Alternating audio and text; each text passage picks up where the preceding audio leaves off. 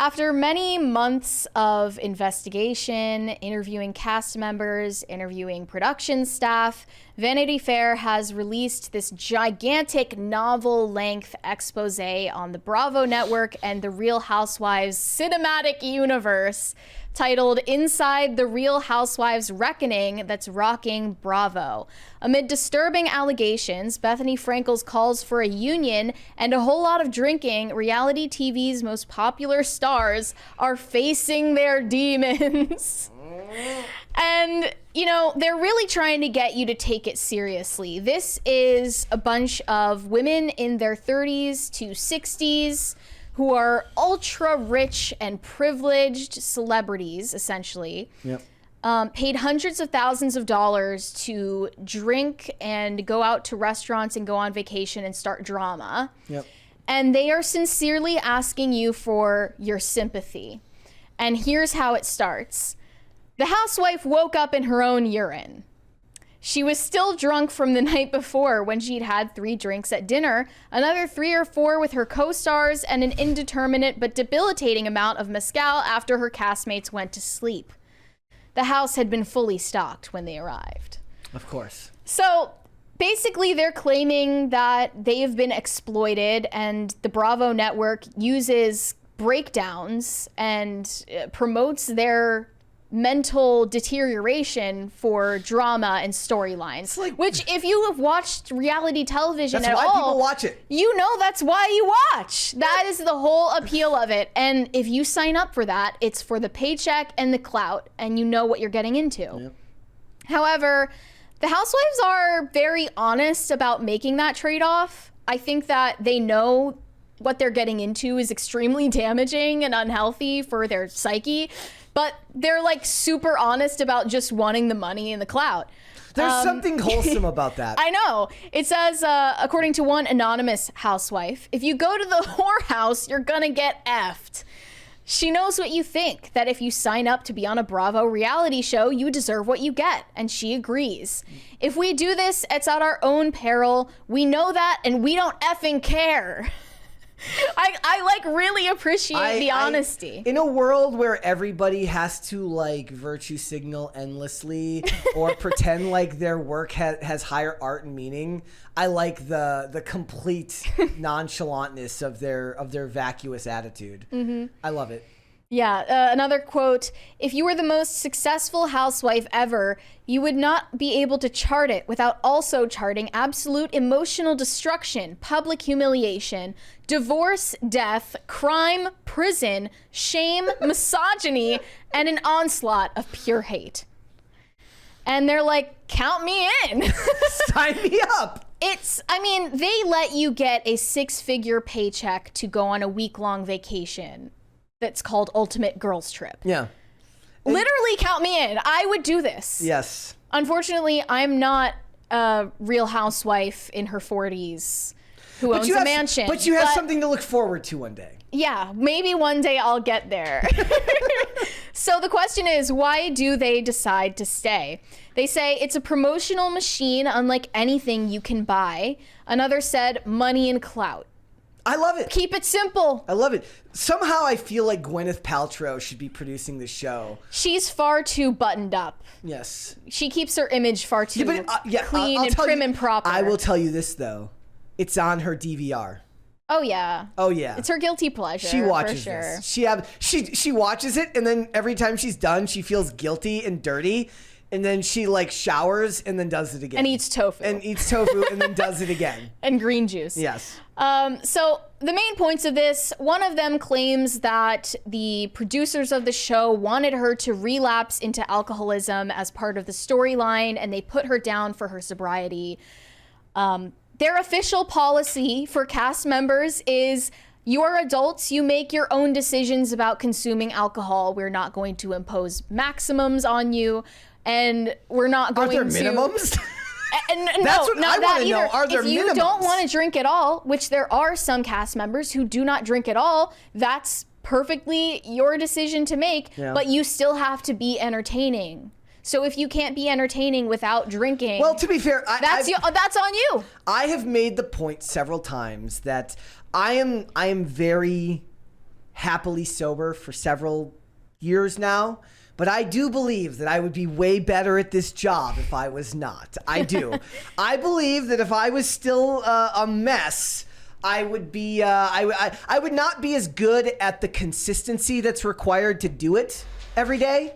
But the show itself would be a breeze if I was just numb to the core every single day. They are like getting blasted on espresso martinis, not hard drugs. And mine wasn't alcohol. So like if I was still able to, like, because people will point out, like, somebody was talking in the chat yesterday, like, Brett doesn't need caffeine. He's naturally hyper or over the top. It's like, see, that's the thing. If I was able to counter that with all the drugs that I used to pump into my system, it would be like limitless. It would be incredible for the show. The problem is it would force me to self-destruct at an extremely fast rate. And I'm sure there's at least somebody in this chat who hates my guts that would love to see that happen.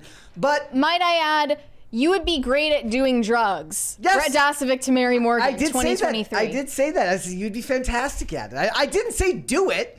I said you'd be great at it. I know. But you shouldn't do it. It's bad for you. Another point here is something that we've already talked about. Bethany Frankel, who is probably the most famous housewife, has moved on from the production, and she's trying to start a union like SAG-AFTRA, but for reality television stars, anybody who's in unscripted programming. Imagine something with even less sympathy than SAG. Like, I got to applaud that. You know, it's a feat in and of itself.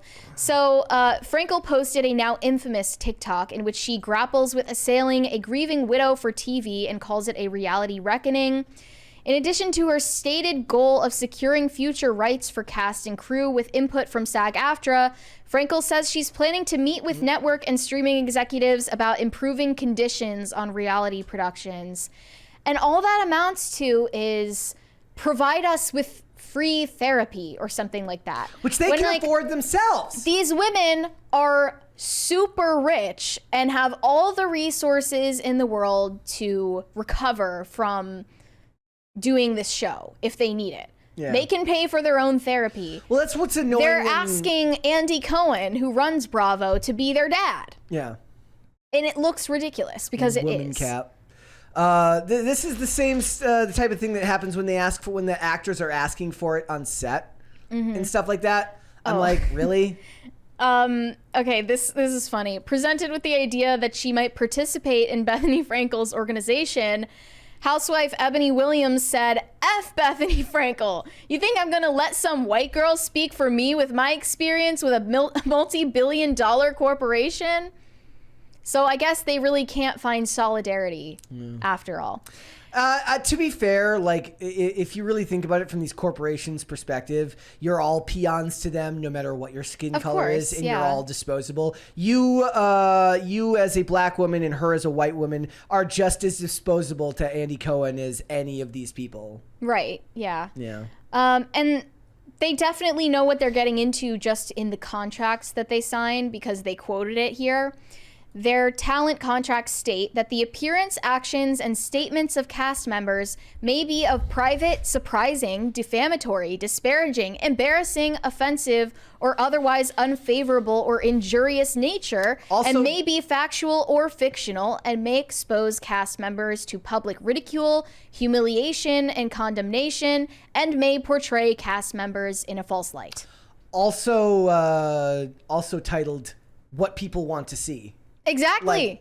So the $1 million question is, can we make reality entertainment humanely? No. And one of the housewives literally said you can't. She said, have you ever seen what it takes to train a Navy SEAL or become a professional athlete? There is nothing humane about the process to do it. And there is nothing humane about the game of football. And I effing love it. So they know that it takes drunkenness, debauchery, and psychological torture to make good reality entertainment. What was the and they love it. What was the one we were talking about? Was it Love Is Blind, where they were plied with alcohol and then they were like they were like, boo-hoo. No food for you. Whatever. Solve your own problems. Mary's like, I could do that without being paid. Are you kidding me? Right? Like, I don't need to be paid to do that. That's fantastic. Bethany Frankel said that when she first read her contract, she decided, I can navigate this. I'm just a different breed. I'm built different. I was a prostitute at the highest rate possible and was aware that there was a transaction that was happening and I was going to benefit from it. And as an adult, those are the trade-offs that you are responsible for making. Yep. Okay? Another housewife said, you're not in your right mind and you want to give them good TV. The whole point of these shows is to get us unhinged. Yep. They got to do what they got to do to get it done, right? So either dispose of reality television entirely as a genre or put up with the consequences. It will never go away. It's too cheap to make and it's too successful. So I think reality television is trying to avoid becoming woke. When we talk about Taylor Swift movies or the Barbie movie, women have always had their entertainment. It's this and soap operas, right? And it's there for them. And house flipping. And HGTV and the Property Brothers, right? Like that's what women love to watch. And YouTubers. I always love those memes. It says like I'm unemployed. My husband breeds salamanders. Budget 1.3 million for the house or something like that. That's I always wondered where those budgets came from for those people who's like, I'm a teacher and my husband breeds salamanders. Well, according to someone who was on that show, they make you close on a house before you look at the other options. So you have to make your choice first. I wonder how many people have done that. They get real buyer's remorse after they find a better house. Oh, they also set you up with a fake significant other if yours isn't interesting enough. Damn, bro. Yeah. And I bet you, so everything in reality television is fake. I bet to some degree. A lot of those guys just get replaced because they're just not interesting enough. It's like because you know what? He's a computer programmer. He makes good money, but he's a computer programmer. He's a bit of a dolt. He likes what he likes, and it's not great for television, right? He doesn't have strong opinions about the Jack and Jill bath. Hey, look, you can make it in the world without strong opinions. Look at me. I don't have strong opinions on anything. Now, aside from all of this, there are also accusations of anti-blackness, use of the N-word, and racial hostility, according to the first black housewife of New York, Ebony Williams. She says that she was brought onto the show coincidentally after 2020. We got a $50 super chat here again from Micah Hegland. It says, Bravo is the drama. I don't have it in my real life. When sandwiches get cut horizontally, only Horizons will have sandwiches. That was beautiful. Yeah. That was almost art right there. Poetic. That was fantastic. That's true. It's for people who don't have drama and debauchery in their own lives to escape into it for a minute. You live vicariously through these people. Yeah. You're like, I wish I could say that to somebody at my work. F that guy. Thanks for watching. Listen to full episodes of Pop Culture Crisis on Spotify. Keep up with us on social media and make sure you subscribe and ring that bell so you never miss the show. Bye, guys.